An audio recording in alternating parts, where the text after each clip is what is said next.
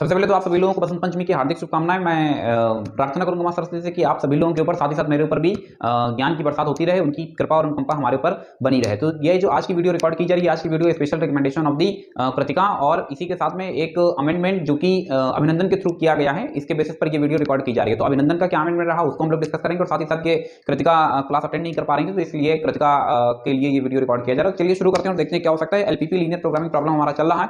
LPP में हम लोग इस क्वेश्चन को डिस्कस करने वाले हैं, हालांकि कुछ प्रॉपर क्लासेस हो चुकी हैं। तो अभी आज की क्लास में जो हम लोग डिस्कस करेंगे वो ग्राफिकल सॉल्यूशन डिस्कस करेंगे। क्या डिस्कस करेंगे? ग्राफिकल सॉल्यूशन, यानी लीनियर प्रोग्रामिंग प्रॉब्लम का आज हम लोग ग्राफिकल सॉल्यूशन, एलपीपी का हम लोग सीखेंगे ग्राफिकल सॉल्यूशन। ठीक है, तो ग्राफिकल सॉल्यूशन में देखते हैं क्या कर सकते हैं। सबसे पहले हमारे पास एक z दिया होगा जो हमेशा मैक्सिमम या मिनिमम के लिए डिफाइन होगा। किसके लिए डिफाइन होगा? हमेशा मैक्सिमम या मिनिमम के लिए z डिफाइन होगा। इसके बाद में सब्जेक्ट टू तुम्हें दिए जाएंगे, सब्जेक्ट टू के हमारे पास ये कंडीशंस अवेलेबल रहेंगी। इसके बाद में हमारे पास जो सॉल्यूशन स्टार्ट हो, सबसे पहले स्टेटमेंट आप दोगे given inequalities are written in equation. ये स्टेटमेंट सबसे पहले आपको देना होगा। इस स्टेटमेंट को देने के बाद में आप जो भी इनइक्वालिटीज यहाँ पर हैं उनको आप यहाँ पर इक्वेशन के फॉर्म पर ले आएंगे, यानी इनइक्वालिटीज यानी ये इस तरह के जो सिंबल्स हैं इसको हटा देंगे, चाहे ये हो चाहे ये हो, ये सारे सिंबल्स हटा करके सीधे इक्वल का साइन लगा दिया जाएगा।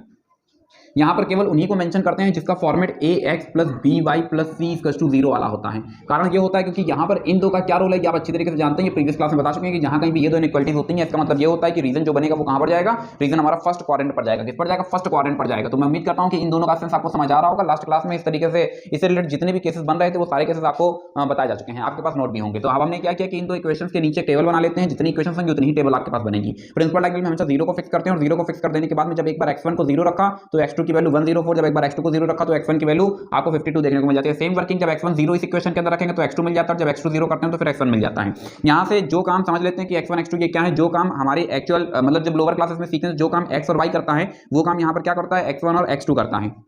यहाँ पर अब आप जानते हैं कि एक ऑर्डर पेयर एक पॉइंट को तब रिप्रेजेंट करता है जबकि ये x और ये y, ये पूरा कंप्लीट जो स्ट्रक्चर है ये आपको बताता है, यानी ये पूरा कंप्लीट एक ऑर्डर पेयर आपको बताता है कि असल में ये क्या है, ये एक पॉइंट है। जो काम यहाँ पर x कर रहा है वो काम हमारे क्वेश्चन में x1 कर रहा है, जो काम यहाँ y कर रहा है वो हमारे क्वेश्चन में x2 कर रहा है। इसका मतलब ये होता है कि जब हम कार्टेशियन सिस्टम को ट्रेस करते हैं तो ये हॉरिजॉन्टल लाइन x एक्सिस को और वर्टिकल लाइन y एक्सिस को रिप्रेजेंट करती है, क्योंकि यहाँ पर बता करके आ रहा है कि x का रिप्लेसमेंट x1 से और y का रिप्लेसमेंट x2 से। तो जो हॉरिजॉन्टल लाइन है वो x1 एक्सिस को रिप्रेजेंट करेगी और जो वर्टिकल लाइन है वो x2 एक्सिस को रिप्रेजेंट करेगी। इतना ही नहीं, यहाँ से ये जो अभी आपके पास पॉइंट्स निकले हुए हैं तो इसको यहाँ पर हेडिंग देते हैं इंटरसेक्शन पॉइंट्स ऑन एक्सेस। आखिरकार यहाँ पर इस लाइन का क्या मीनिंग है, यहाँ पर एक्सेस को क्यों मेंशन किया गया, अभी आगे हम लोगों को पता चलने वाला है। फिलहाल आप जानते हैं ऑर्डर पेयर में जो पहले लिखा होता है उसको ऑर्डिनेट, दूसरा एब्सिसा और ऑर्डिनेट। पहले जो लिखा है एब्सिसा और दूसरा ऑर्डिनेट, इसका मतलब ये हुआ कि x और y।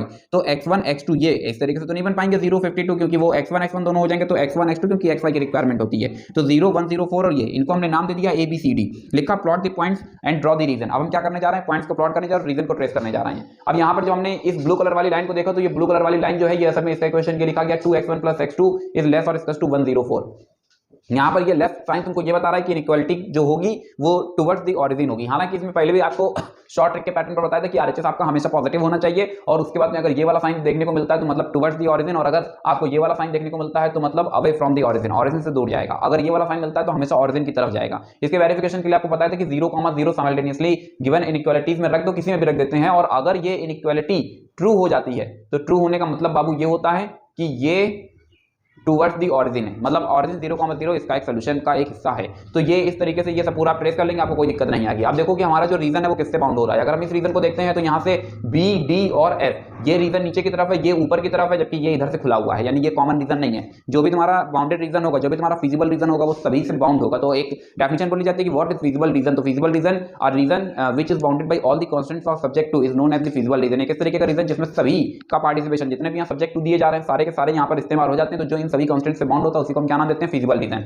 अगर आप ध्यान से देखेंगे तो ये वाला जो आपको डॉटेड से दिख रहा है, ये डॉटेड वाला रीजन ही असल में आपका क्या है, फिजिबल रीजन है। इस रीजन को हम क्या नाम देते हैं, फिजिबल रीजन नाम देते हैं।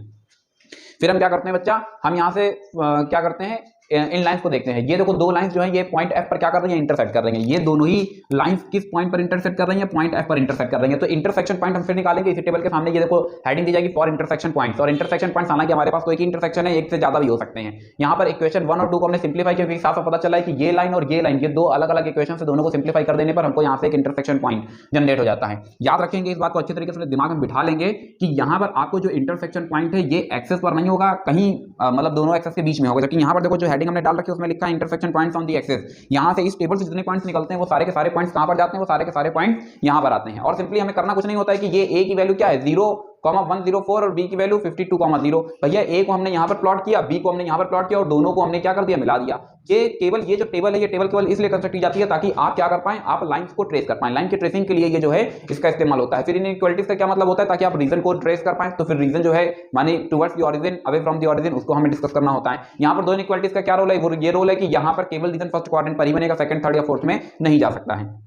इतनी बात हमको समझ आती है। ये रीजन किनसे बाउंड है, तो ये रीजन 4 कॉर्नर पॉइंट से बाउंड हो रहा है। एक ओरिजिन O है, फिर B है, फिर F है और फिर C है। ये C B F O से ये बाउंड है। अब तुमको क्या करना है कि ये x1 ये x2 ये कॉर्नर पॉइंट से, कॉर्नर पॉइंट्स वो कॉर्नर पॉइंट से जिससे फिजिबल रीजन बाउंड किया जा रहा है, साथ ही साथ z की वैल्यू जिसके लिए हमको सिंपलीफाई करना है, z = 6x1 + 11x2। ये वैल्यू हम यहां पर लाए और हमने क्या किया कि इन दोनों वैल्यूज को x1 x2 को ला करके यहां रखा। जब 0 × 6 तो 0 हो जाता है और 11 × 38 तो आपको 418 देखने को मिलता है। कुल मिलाकर के ये जो अभी आप टेबल देख रहे हैं, ये टेबल आपको प्रॉपर समझ आ रही होगी कि इसमें क्या किया गया। आपको सिंपली ये वाले पॉइंट्स उठाने हैं और उठा करके यहाँ पर x1 और x2 की जगह पर रख देना है। जैसे ही आप रखते हैं वैसे ही आपको यहाँ पर कुछ वैल्यूज देखने को मिलती हैं z की। अब यहाँ देखना यहाँ क्या लिखा गया है। अगर मैक्सिमम लिखा गया होगा तो इसका मतलब ये होगा कि सबसे बड़ी वैल्यू जो जा रही है वो 440 है, यानी z मैक्सिमम किस पॉइंट पर होगा, पॉइंट f पर होगा। और अगर हमसे मिनिमम पूछता तो इन सब में सबसे छोटी वैल्यू जो होगी वो अडॉप्ट की जाएगी। याद रखेंगे 0 को कभी कंसीडर नहीं करते हैं, क्योंकि कंपनी अगर लॉस में जा रही है, मतलब प्रोडक्शन अगर हमारा किया जा रहा है तो प्रोडक्शन कुछ होगा या फिर कुछ भी नहीं होगा। मेरी बात समझे, मतलब कंपनी को कभी भी ये 0 वाला आउटपुट देखने को नहीं मिलेगा। ये लास्ट क्लास में भी आपको बता दिया था, मुझे उम्मीद है कि आपको समझ में आसानी से आ गया होगा।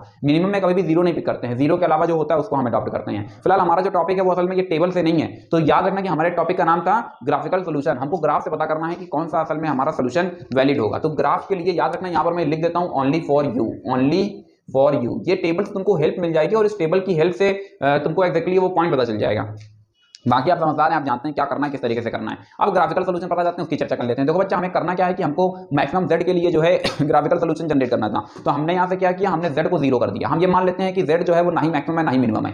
ये जो अभी आपके पास चल रहा है z, इसको हम ये मान रहे हैं कि ना ही ये मैक्सिमम है ना ही मिनिमम है। हमने इसको न्यूट्रल कर दिया, z हो गया 0। जब z 0 होता है तो 6x1 + 11x2 = 0 आ जाता है। यहाँ से हमने ट्रांसफर किया, ये आउटपुट आया। देखो x1/x2 की वैल्यू -11/6 आ रही है। अब याद रखना कि x1 जो है वो -11 के और x2 जो है वो 6 के। हालांकि हम ये अज्यूम करके चलेंगे k की वैल्यू 1 है। देखो असल में क्या है कि रेशियो, अगर तुम्हारे पास रेशियो किसी दो नंबर्स का दिया गया तो तुम उनकी एक्चुअल नंबर्स को नहीं गेन कर सकते। जैसे 1/2 को अगर हम देखें तो 2/4 करते हैं तब भी 1/2 मिलता है, जबकि 4/8 करते हैं तब भी 1/2 मिलता है, जबकि 3/6 करते हैं तब भी 1/2 मिलता है। तो हम केवल रेशियो से कभी भी उसकी एक्चुअल क्वांटिटी को डिस्कस नहीं कर सकते हैं। इसलिए हमको यहाँ पर कोई कांस्टेंट चाहिए होता है, वो हमने k ले रखा है। हालांकि अब k जो है वो आर्बिट्री है, तो इसलिए k की वैल्यू 1 ले लेते हैं, क्योंकि ताकि हम यहाँ पर इसको प्लॉट कर पाएं। अब देखो यहाँ पर अभिनंदन ने जो है थोड़ा सा करेक्शन किया और इसको इसी पॉइंट को आपको क्या करना होगा, समझना होगा।